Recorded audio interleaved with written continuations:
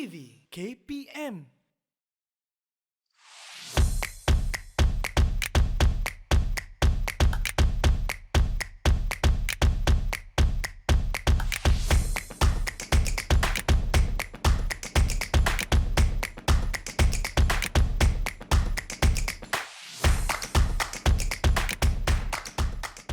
Assalamualaikum dan salam sejahtera penonton Didik TV KPM. Anda bersama saya Nisa K di dalam Bina Upaya Guru, di mana di sini kita akan bersama-sama membawa para penonton kita melihat hala tuju guru-guru di Malaysia. Tidak kiralah mereka ini yang mengajar di dalam bilik darjah maupun yang menjadi golongan pensyarah atau yang berkhidmat di bahagian pentadbiran. Untuk topik kita pada hari ini, kita akan bersama-sama membincangkan mengenai standard guru Malaysia 2.0 dan bersama-sama dengan saya merupakan Timbalan Pengarah Sektor Standard Keguruan SSK bahagian Profesionalisme Guru Kementerian Pendidikan Malaysia, iaitu Tuan Haji Muhammad Fathullah bin Muhammad Yusof. Selamat datang Tuan Haji. Terima kasih. Terima kasih sudi bersama-sama dengan kami di Bina Upaya Guru. Hari ini kita akan membincangkan sebuah topik yang sangat menarik, iaitu Standard Guru Malaysia 2.0. Saya pasti Tuan Haji ramai yang ingin mengetahui dengan lebih lanjut berkenaan dengan Standard Guru Malaysia atau kita panggil dan gelar sebagai SGM. Jadi sebagai permulaan saya ingin meminta Tuan Haji untuk memperjelaskan sedikit latar belakang berkaitan dengan Standard Guru Malaysia. Silakan Tuan Haji. Baik, terima kasih. Assalamualaikum warahmatullahi wabarakatuh. Dan salam sejahtera. Nisa, izinkan saya untuk membicarakan sedikit tentang latar belakang Standard Guru Malaysia atau kita panggil sebagai SGM ini. Baik. Sebenarnya SGM ini kita mula terbitkan, KPM mula terbitkan pada tahun 2009 lagi. Baik. Ya, dan ketika itu kita memberikan standard itu sebagai memberi fokus standard itu kepada huraian pengetahuan dan kemahiran, kemahiran pengajaran dan pembelajaran serta nilai profesionalisme keguruan. Baik. Kemudiannya kita didatangkan dengan Pelan Pembangunan Pendidikan Malaysia. Semua tahu Betul. PPPM 2013 sehingga 2025. Jadi terdapat di situ, kita tahu terdapat 5 aspirasi sistem, 6 aspirasi murid dan juga 11 anjakan yang digariskan untuk mentransformasikan sistem pendidikan negara. Baik. Jadi salah satu anjakannya, iaitu anjakan yang keempat itu menyatakan bahawa kita berhasrat untuk mentransformasi profession keguruan itu menjadi sebagai profession pilihan. Justeru daripada situ kita memberi penekanan kepada pencapaian kompetensi dan juga etika keguruan yang akhirnya diharapkan dapat menyumbang kepada aspirasi yang kita hasratkan tadi. Kemudian seterusnya, kita ada susulan persidangan South East Asia Minister of Education Organisation ataupun SIMIO yang di peringkat pegawai tertinggi yang akhirnya mendapatkan satu konsensus bahawa satu bentuk South East Asia TCF, iaitu Teachers Competency Framework dihasilkan. Dan pada tahun 2018 begitu, SIMIO Council ini mempakukan bahawa semua anggota SIMIO ini seharusnya membangunkan kompetensi ini berasaskan kepada kerangka TCF tadi. Jadi KPM daripada dokumen asal SGM itu tadi, daripada PPPM dan daripada SIMIO punya perakuan ini, KPM telah mengambil satu langkah untuk menyemak semula SGM yang kita buat dahulu. Jadi maka lahirlah apa yang kita katakan sebagai SGM 2.0 setelah kita mengadakan pelbagai perbincangan, mesyuarat, perbengkelan, sesi libat urus dengan pelbagai pihak, termasuklah pemimpin-pemimpin pendidikan, kesatuan guru pun terlibat dan juga dengan pakar-pakar pendidikan yang lainnya. Jadi ini sebenarnya telah berlalu begitu lama dan hasilnya adalah apa yang kita katakan sebagai SGM 2.0 ni. Ya, pastinya ada kandungan-kandungan yang penting yang telah digariskan dan juga dirangkakan untuk SGM 2.0 ini. Mungkin Tuan Haji boleh kongsikan apa antara kandungan standard guru Malaysia 2.0 ini? Baiklah, suka juga saya nyatakan di sini bahawa standard guru Malaysia 2.0 ni sebenarnya kita memberi fokus. Baik. Ada dua perkara penting di sini, iaitu yang pertamanya adalah dari sudut kompetensi guru yang perlu dicapai. Ya, itu yang pertama. Baik. Yang keduanya adalah berkaitan dengan etika keguruan itu. Etika keguruan yang kepada kita perlu dijiwai, perlu dihayati oleh semua guru di Malaysia ini. Jadi secara ringkasnya terdapat dua komponen dalam SGM 2.0 ini, iaitu dimensi kompetensi dan juga etika keguruan. Baik. Jadi dimensi kompetensi ini kita nak menjelaskan bahawa banyak kompetensi yang perlu dimiliki, dicapai oleh guru supaya tahap pembangunan profesionalisme guru itu untuk melaksanakan MDP dapat lagi lebih berkesan hasilnya. Sementara etika keguruan itu kita perlu adakan supaya berasaskan kepada prinsip moral dan nilai untuk menjaga imej keguruan dan untuk memberitahu masyarakat bahawa guru ini adalah profesi yang paling mulia, yang paling sepatutnya diiktiraf sebagai yang terbaik dalam dalam negara kita ini.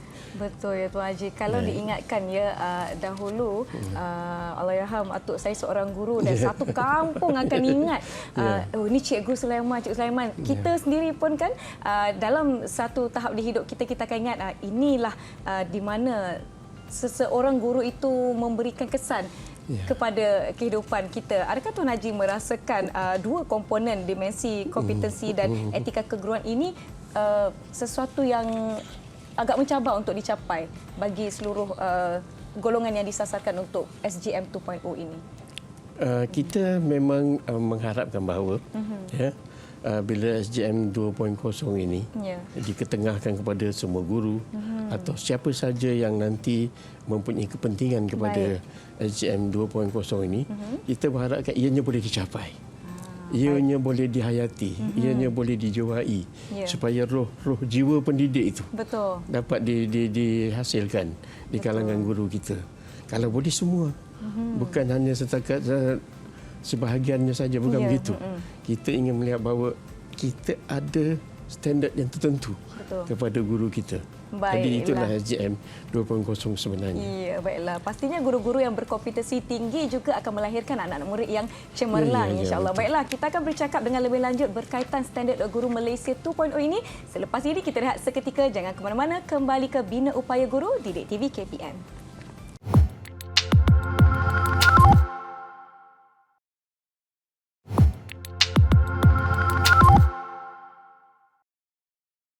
Terima kasih masih menonton Bina Upaya Guru di saluran Didik TV KPM. Saya dan Tuan Haji Muhammad Fatullah masih lagi membincangkan tentang topik standard guru Malaysia 2.0. Baiklah, jika dilihat daripada pengenalan tadi, telah kita didedahkan dengan dua komponen utama bagi SGM 2.0 ini, iaitu dimensi kompetensi dan juga etika keguruan. Mungkin Tuan Haji boleh kupaskan lagi definisi bagi komponen-komponen berkenaan. Silakan Tuan Haji. Baiklah Nisa, tadi kita dah sebut bahawa SGM 2.0 ni ada dua komponen utama, iaitu satu dimensi kompetensi dan satu lagi adalah etika keguruan.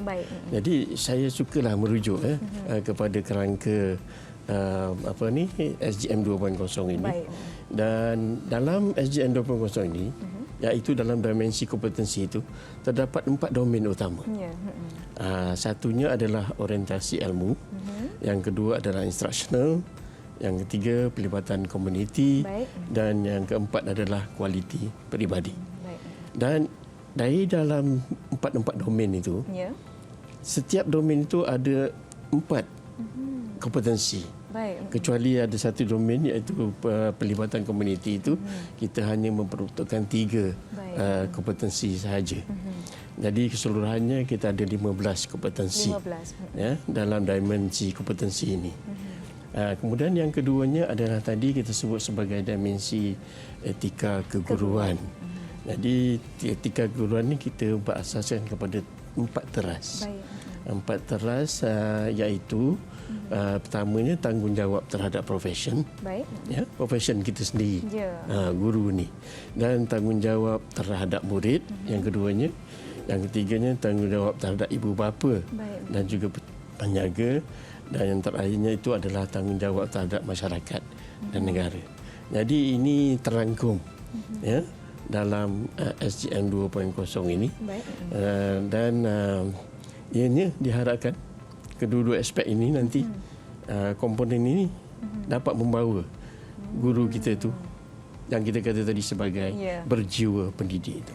Betul tu. Dan kita dapat lihat di sini bagi setiap komponen yang dua utama tadi ada pecahan-pecahan di bawahnya seperti yang telah dijelaskan sebentar tadi. Jika merujuk kepada kerangka SGM 2.0 ini, pecahan-pecahan bagi komponen tersebut ni ada yang 4 kompetensi, 3 kompetensi dan juga 4 teras di bawah etika keguruan. Mungkin Tuan Haji boleh jelaskan mengenai pecahan-pecahan yang baru saja disebutkan sebentar tadi. Silakan Tuan Haji. Baiklah, kita merujuk kepada kerangka SGM 2.0 itu sebenarnya bukan hanya kerangka itu saja yang kita letakkan dalam SGM 2.0 ini. Di dalam kerangka misalnya kalau saya ambil contohlah ya, perincian tentang dimensi kompetensi itu. Kalau kita ambil contoh domain orientasi ilmu. Ya, kita ada juga menjelaskan apakah yang dimaknakan dengan kompetensi itu. Ada didefinisikan dalam SGM 2.0 itu. Dan di dalam kompetensi itu, katalah contohnya 1.1 mendalami dan meluaskan pengetahuan PDP. Ada 2 elemen lagi di bawah kompetensi itu. Maknanya yang pertamanya menguasai pedagogi, isi kandungan mata pelajaran. Yang keduanya menggunakan pengetahuan berasaskan kepelbagaian sumber pendidikan dan pengetahuan berasaskan kajian. Dan on top of that kalau boleh kalau diizinkan saya menyebut sini, elemen itu pula kita ada juga deskriptornya. Jadi cikgu-cikgu ataupun siapa sahaja yang menggunakan SGM 2.0 ni jangan bimbang. Kita memperincikan itu secara detail dan ada deskriptornya. Jadi deskriptor inilah yang nanti akhirnya akan membolehkan guru-guru kita membuat satu semakan kendiri ataupun menilai sendiri kompetensi diri mereka supaya dapat digunakan dalam apa saja tujuan bagi meningkatkan memajukan diri mereka. Baik, maknanya ada penerangan untuk memandu guru-guru ini. Di SGM 2.0. Baik. Kita bergerak kepada contoh antara teras di bawah etika keguruan tu Tuan Haji. Baik. Antara teras misalnya dalam etika keguruan ni, kalau saya boleh ambil satu contoh lah, kita ambil teras satu tanggungjawab terhadap profesion. Ya. Di situ ada juga beberapa elemen. Dan kerana dia bersifat etika, kita tak adalah deskriptor dan sebagainya. Kita ada elemen dan kita juga ada indikator. Jadi indikator tu, elemen tu misalnya memberikan khidmat yang terbaik. Jadi dalam indikator tu ada diletakkan apakah maksud khidmat yang terbaik itu. Jadi dari situ nanti guru boleh melihat bahawa adakah mereka sudah mencapai standard etika yang kita nakkan dalam SGM 2.0 ini. Jadi semuanya ada diberikan penerangan, penjelasan tentang setiap kompetensi ataupun setiap etika yang kita letakkan dalam SGM 2.0 ni. Baiklah, ini bermakna garis panduan standard guru Malaysia SGM 2.0 ini telah disediakan secara lengkap.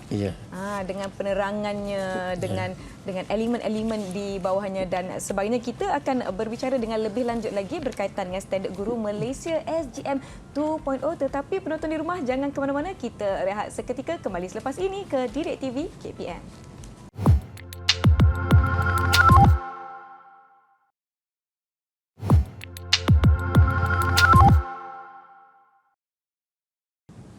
Terima kasih masih menonton Bina Upaya Guru bersama saya Nisa K dan tetamu jemputan Tuan Haji Muhammad Fathullah. Kita membincangkan tentang standard guru Malaysia 2.0 dan kita telah tahu antara definisi, komponen-komponen dan sedikit latar belakang berkaitan dengan SGM 2.0. Tetapi Tuan Haji, kita nak tahu siapa sebenarnya sasaran ataupun pengguna-pengguna bagi standard guru Malaysia 2.0 ini. Baik Nisa, terima kasih. Seperti yang kita sedia maklumlah, ya, sudah tentulah pengguna utama kepada SGM 2.0 ini adalah guru-guru kita.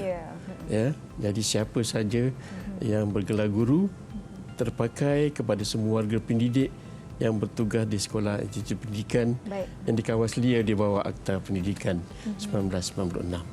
Ya, jadi sebenarnya guru mempunyai ruang dan peluang yang besar di sini, terutamanya untuk pembangunan profesionalisme berterusan, ataupun selalu kita sebut sebagai PPB. Jadi berasaskan kepada penilaian ataupun senarai semak kompetensi diri nanti dalam SGM pun ada, dan ia boleh membantu, ya, memberikan peluang kepada guru ini untuk menilai diri sendiri. Jadi guru boleh menggunakan senarai semak ini menilai kompetensi dia dan menilai sendiri sebenarnya sejauh mana penghayatan dia dalam etika keguruan, dan dia sebagai rujukan untuk membangunkan lagi kompetensi mereka pada masa akan datang. Itu yang pertamanya. Dan kalau kita lihat, saya ingat tak berapa lama jugalah perkara ini, yang berhormat Menteri Pendidikan kita pun ada menggariskan 7 teras utama. Betul.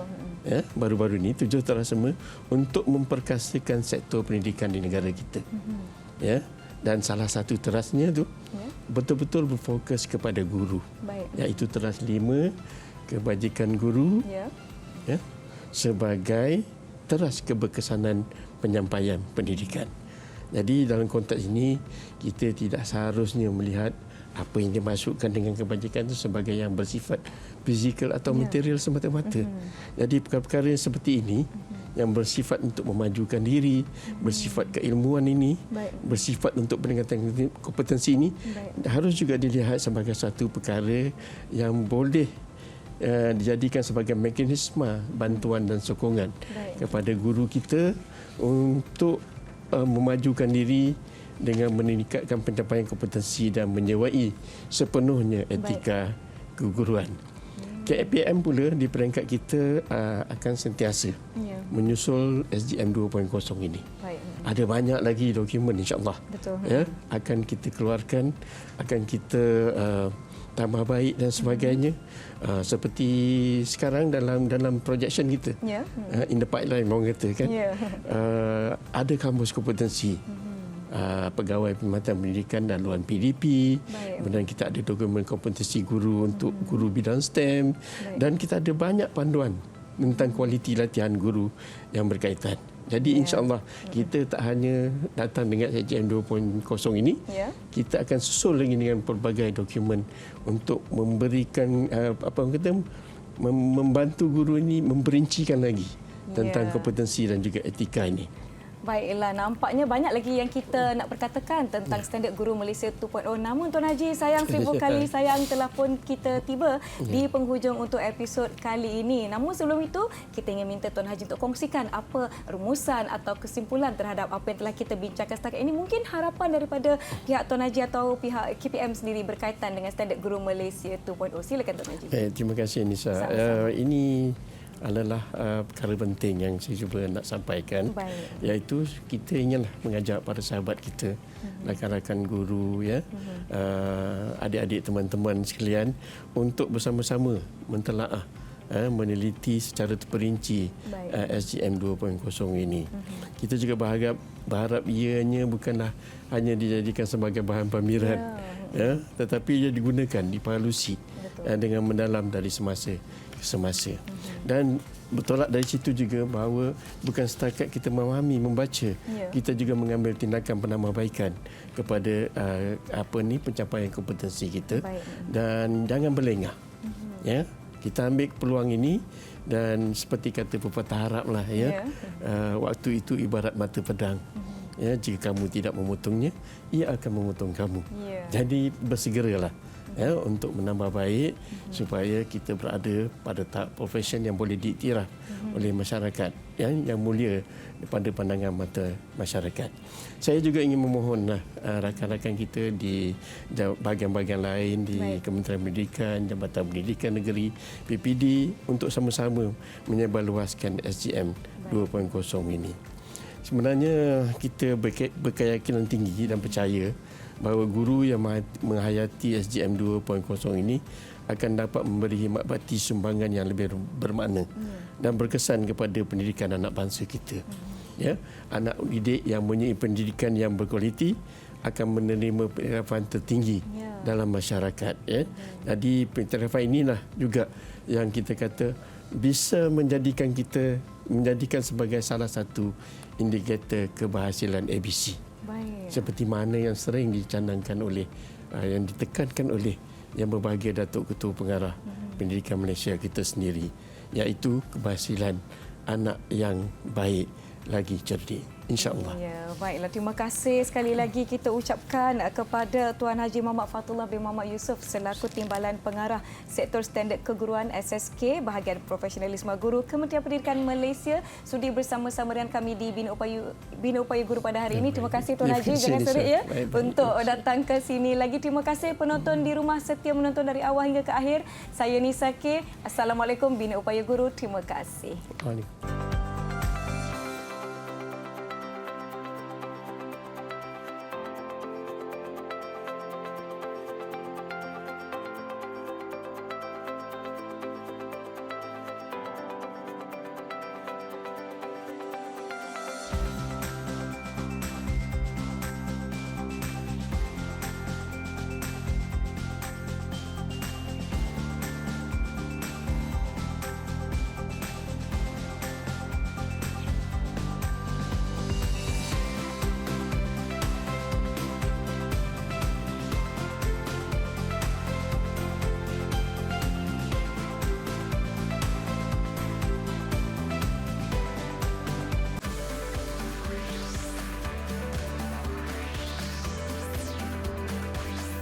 Didik TV KPM